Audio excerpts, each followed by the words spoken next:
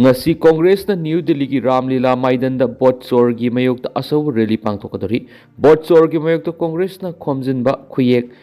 crore 5.5 president na pishin gadori rally da saruk yana bagi da Manipur gi Congress lusing basing amasum party gi karmising New Delhi da thukre Lauktu naraga Botsor tawbagi da Union Lenga amasum Election Commission of India bu Wayal Sangi dog da lefan gani Congress AICC gi president oiramba amasum party asigi maru oiba lusingba ma oiduna Lok Sabha da opposition leader oiriba Rahul Gandhi na matam khra gi mamang digi leibak sin matungna sangshilakhiba Botsor Gadi Sor amasum constitution basa haiba khongjang singi makha tarakpada ngasi New Delhi gi Ram Maidan da party asina Botsor gi mayok asabu rally ama leibak ki thakta pangthoktuna demand sing asi amu hanna taksingadori AICC na sinduna pangthokadoriba rally asida saruk yarunabagidamak Manipur gi Congress legislature singi leader oiriba hanagi minister Okram Iwobi deputy leader K Ranjit MP Shishi gi president K Mega Sandra masum MLA TH Lokesor yauna party gi makok thongba masum maru oiba lusing basing ngarang tu Delhi thongkhai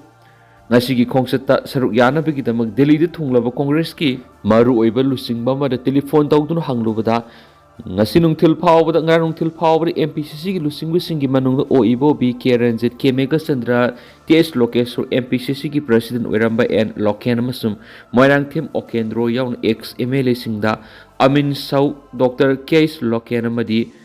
Fazur Rahim na singba thungnari party gi lusingbu singasi gi mathakta MPCC gi tungan unit singi manungda saba dal gi yauna thaupubu kyas thunglari Manipur gi lakliba Congress party gi lusingba amasum karmi punamakna hayengi rally habdi ngasi gi rally asida saruk yagan heraki makoina Delhi da satliba AICC gi maikai digi rally asida saruk yarana ba khangalakpadi gi satpane heraki ne su paus na fundokli BJP gi MLA sing kauriba sina solution puraktrabani nauna mikal pangthokpana phagani K Mega Sandra BJP gi national leader singa kaubadagi party asigi Manipur gi MLA sing New Delhi da satliba si afaba khudama mani national leader singa unagadoriba sini state asigi irangi warusin purakpaga loinna anabu government masem oisan odubo khongsat asida solution purakpa ngamdrabadi punamak resign tawraga nauna mikal pangthokpana phagani haina Manipur Pradesh Congress Committee gi president phungtokri AICC All India Congress Committee na sinduna ngasi Delhi gi Ramlila Maidan na pangthokadoriba asawba rally amada saruk yanabagidama hausuk New Delhi da lairiba MPCC K Mega Sandra ga wari sanabada mahna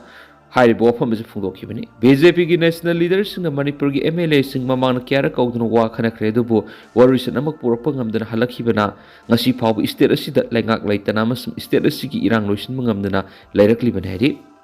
ngasi Delhi da pangthokadaba BJP MLA singi mifamna ahongba ma purakadra BJP MLA sing unadringai da Home Ministry na sugi leader singa mifam pangthokre Manipur amasung Union Lengaka suspension of operation taunaragliba Kuki gi militants na Manipur legislature gi power yawba tonganba administration PU haibigi demanda sikhang khangduna shirage makhai lepkhri BJP gi national leader singi manung maruoiba kharana saruk yaraduna ngasi New Delhi da leba party asigi head office na Manipur gi party asigi MLA singa mifam ama pangthokani hairaduna masida MLA sing saruk yarana ba amamamta oina telephone tawduna khangalakpadigi ngarang nungthil phawbada MLA sangchinakraba matungda ngasigi mifam asina Manipura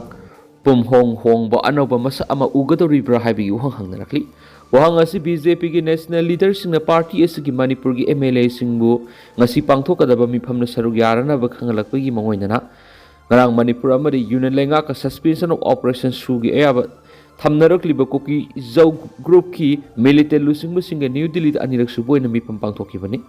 ngarang i mifam da Home Ministry gi maikedi gi mamang na tawkibagumna ministry asigi North East ki security advisor ke AK Mishra na lusingki aduga Manipur Lenga ki maikedi gi na Home Department ki makok thongba senior officer lamana mot sinduna saruk yaki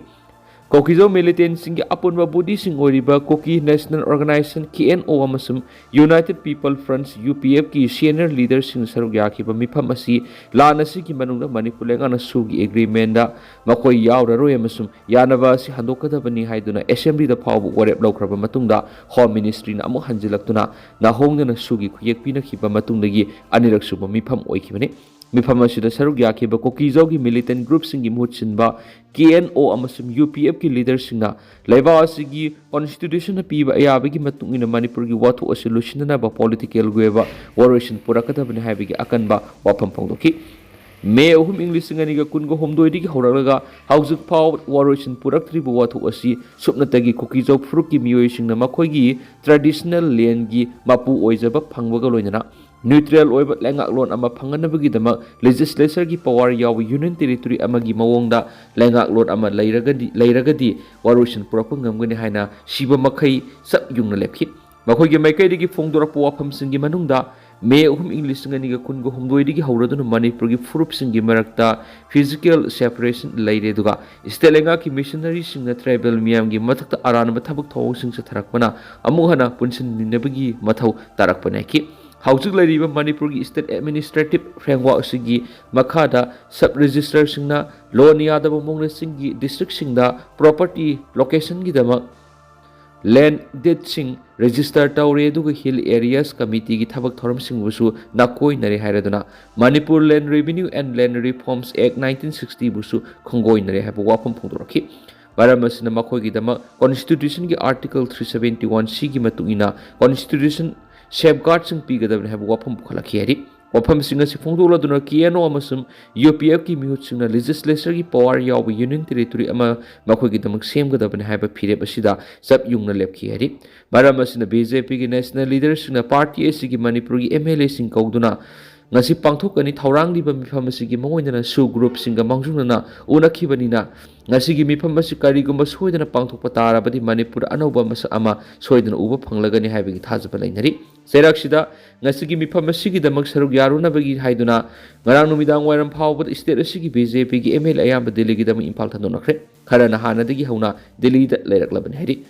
ngasi impal thadokhiba haibadi ngarang impal thadokhiba MLA singi manungda JDU oina karaklaba matungda BJP da onsinkiba MD Asabuddin KS Joykisan yauna BJP gi Pumseng MLA singda hanagi Minister Benen TS Bisorjit P Brojen KS Ibomsa Speaker TS Setrabata K Robindro S KB amasu T Robindro na singba yauredi ngarang impal thadokpadi yaukhiba MLA Khemchan gi maikidigi ngasi pangthokani thaurangliba mifam asigi chapchaba maram makoina Delhi yorba matungda khangani adumainama mifam adu Manipur ingtapa hanjilangnabagi wapum oigani haina phongdorakhibaga loinana MLA U Devenas Manipur Popular Government masaliba thasigi aroiba sarukta natragana mathang sagi January thagi ahanba sayol phawbagi manungda soidana semlagani haiba thajaba lei haina phongdokhi hari Kuki amadi mitai gi marakta khaidoknaba natana atopa lambi leite KHRC India gi President Draupadi Murmu na Manipur lako nominee gi khongsat aduna naga miyam amadi mitai miyam kha unaram laga hankibadubu Kuki Human Right Council KHRC na yaningdaba phongdorakhi KHRC na thadorakpa chirol amada Kuki jok furuki miyam bu lamdam asida namthaduna thambibagi